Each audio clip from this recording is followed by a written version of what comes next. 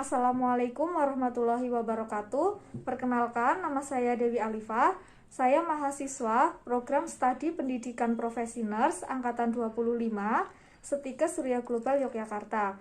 Pada kesempatan kali ini, saya akan mencoba memaparkan materi terkait dengan obstetrik, yaitu dengan topik patofisiologi, farmakologi, dan terapi kegawatan obstetrik.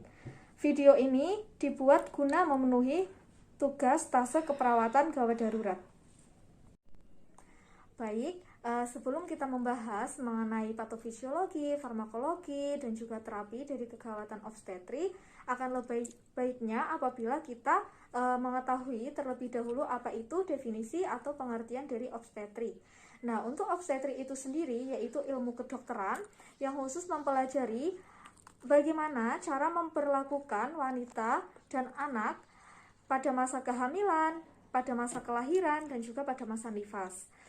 Jadi, kegawatan obstetrik itu adalah hal-hal yang tidak terduga yang dapat mengancam jiwa, sehingga perlu adanya penanganan secara cepat dan tepat untuk mencegah atau meminimalisir adanya angka morbiditas dan mortalitas, yaitu angka kesakitan dan angka kematian pada ibu dan janin tersebut.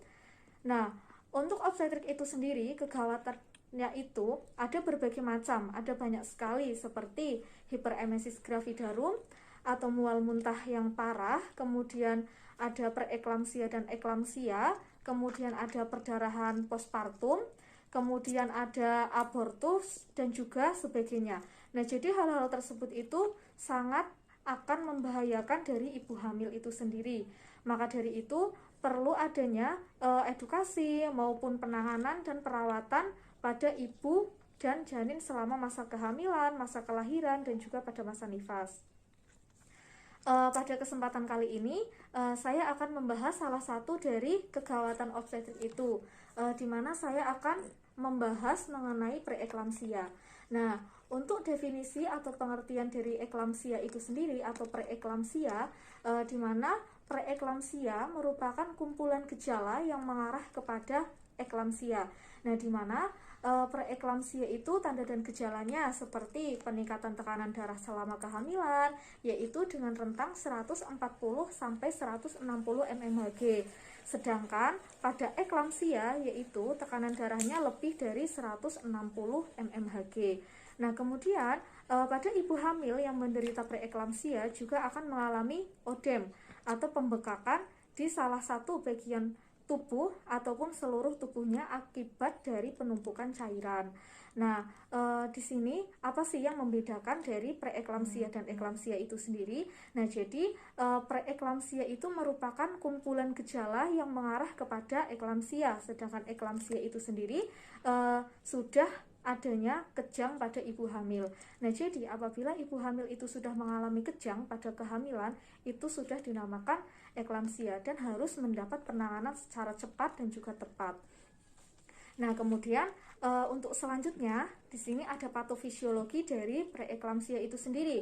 Nah, jadi preeklamsia itu dapat disebabkan oleh berbagai macam faktor seperti usia ibu, kemudian penyakit bawaan seperti diabetes mellitus, kemudian hal-hal lain juga dapat berpengaruh dan banyak sekali faktor yang dapat mempengaruhi dari preeklamsia itu sendiri.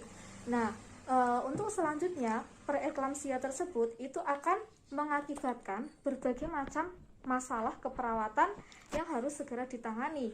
Misalnya preeklamsia itu nanti akan mengarah kepada kekakuan otot ataupun pembuluh darahnya itu menyempit sehingga tekanan darahnya nanti akan mengalami kenaikan. Nah, jadi dengan ketidaklenturan dari pembuluh darah itu akan mengakibatkan tekanan dari darah itu di dalam tubuh itu akan meningkat sehingga akan menderita tekanan darah tinggi pada si ibu hamil. Nah, kemudian dari adanya hipertensi yang diderita oleh ibu hamil itu akan mengakibatkan masalah pada ibu hamil seperti misalnya ada masalah pada otak, akan menyebabkan pusing, kemudian sakit kepala, kemudian penurunan kesadaran maupun shock. Nah, nantinya dari masalah-masalah tersebut akan mengakibatkan adanya masalah keperawatan yaitu nyeri akut karena adanya ketidaknyamanan. Kemudian yang kedua Yang kedua itu misalnya ada pada masalah di ginjal. Nah, misalnya akan menyebabkan proteinuria. Nah, itu kan nanti akan menyebabkan masalah di dalam ginjalnya, sehingga zat-zat yang harusnya dikeluarkan melalui ekskresi, keringat maupun melalui urin, itu nantinya akan bermasalah, tidak bisa dikeluarkan atau susah untuk disaring oleh ginjal, sehingga akan mengakibatkan masalah gangguan pada ginjal tersebut.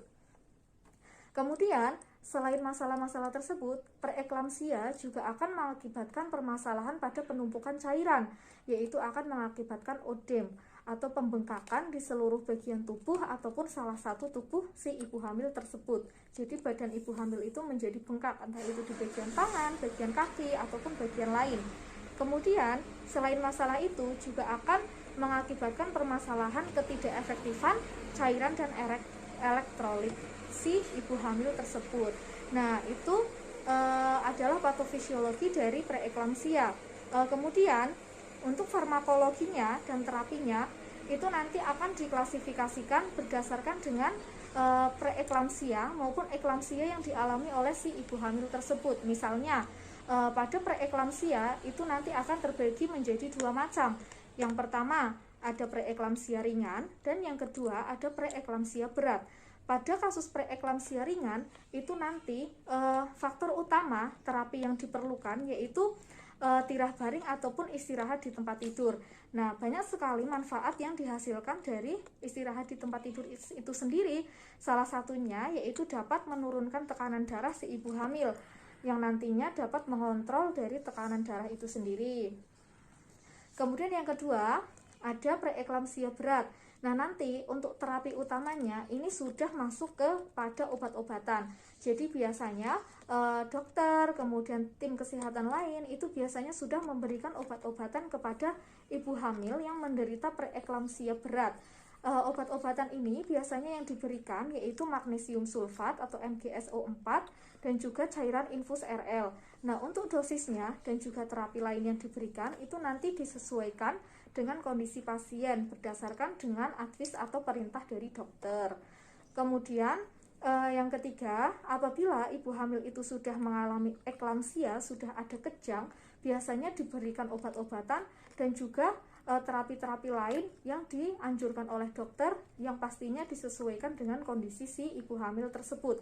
Karena untuk ibu hamil yang sudah mengalami kejang pada eklamsia itu sangat rentan untuk terjadinya komplikasi dan bahkan akan sangat mungkin jika terjadi kematian. Maka dari itu sebagai tenaga kesehatan kita harus saling bahu-membahu dalam memberikan terapi agar terapi yang diberikan itu cepat dan tepat.